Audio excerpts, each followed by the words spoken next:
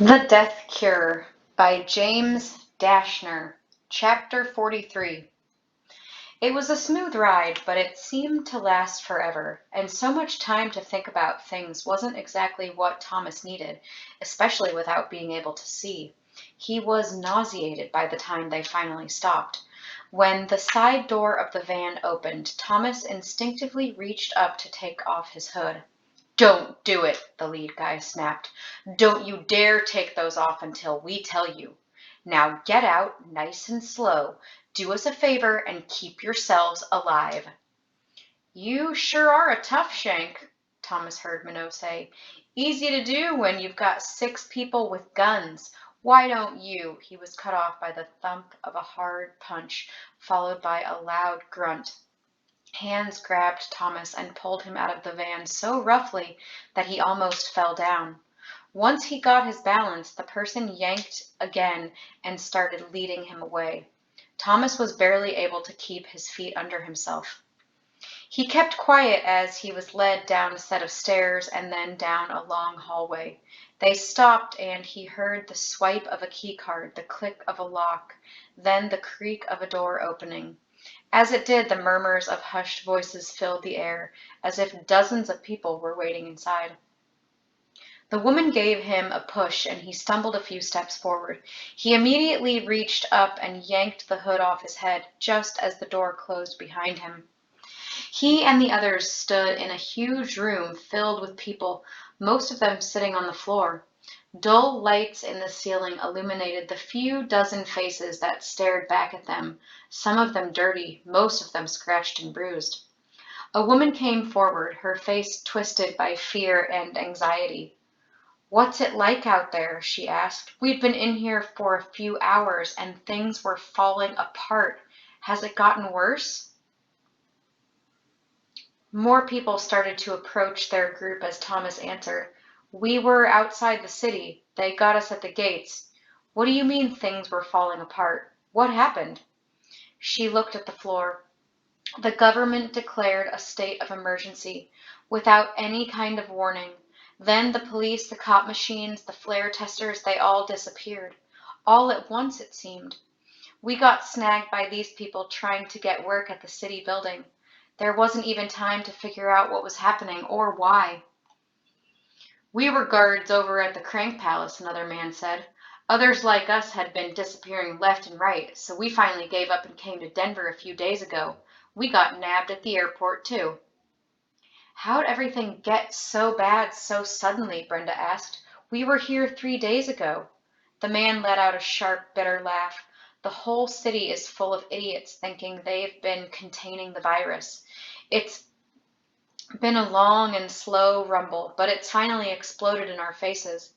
The world has no chance. The virus is too strong.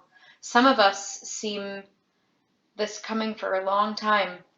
Thomas's gaze wandered back to the group of people approaching. He froze when he saw Eris. "Minot, look," he said, elbowing him and pointing. The boy from Group B had already broken into a grin and was jogging over. Behind him, Thomas could see a couple of girls who had been in Eris's maze group. Whoever these people were who had taken them, they were good at their job. Eris reached Thomas and stood in front of him as if he were about to give him a hug, then held out a hand instead. Thomas shook it.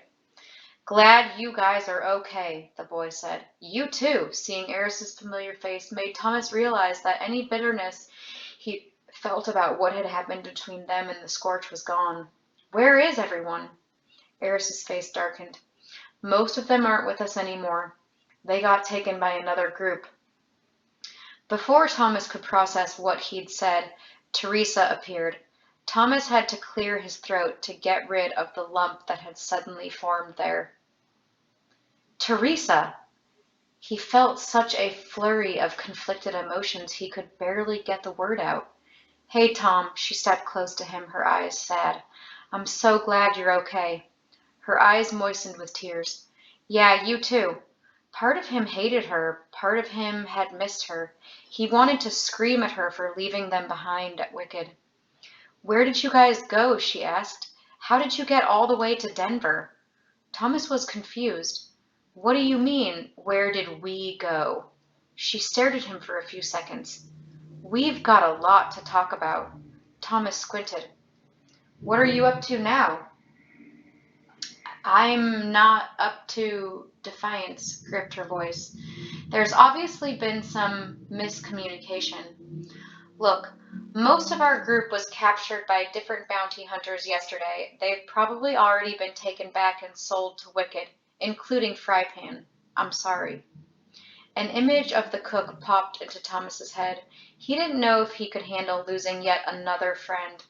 Minot leaned in to speak. I can see you're as cheerful as always. So glad to be back in your sunshiny presence.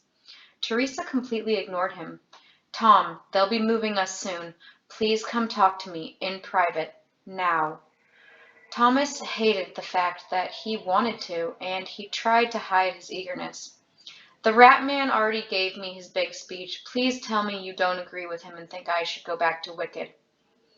I don't even know what you're talking about. She paused as if battling her pride. Please.